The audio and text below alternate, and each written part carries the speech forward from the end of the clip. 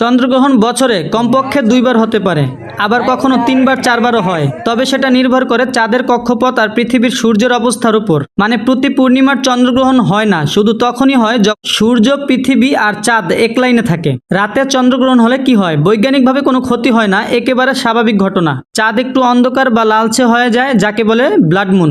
অনেক সংস্কৃতি আর ধর্মে চন্দ্রগ্রহণকে বিভিন্নভাবে দেখা হয়। কেউ কেউ বিশ্বাস করেন এ সময় বাইরে না বের হওয়া ভালো। গর্ভবতী নারীদের নিয়ে বিভিন্ন সতর্কতা বলা হয়, যদিও বৈজ্ঞানিক কোনো প্রমাণ নেই।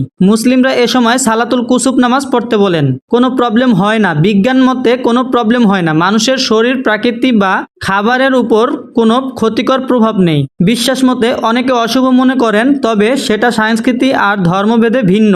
মানে দাঁড়ালো, বিজ্ঞান বলছে চিন্তার কিছু নেই, আর বিশ্বাস বলছে একটু সতর্কতা আর ইবাদতের সময়। তবে আজকে দেখতে পাচ্ছেন চন্দ্রগ্রহণ ঘটেছে। তো এই চন্দ্রগ্রহণের কার কি মতামত আছে অবশ্যই কিন্তু কমেন্ট করে জানাবেন। আর কে কোথা থেকে চন্দ্রগ্রহণ দেখছেন অবশ্যই কিন্তু কমেন্ট করে জানিয়ে দিবেন। ধন্যবাদ।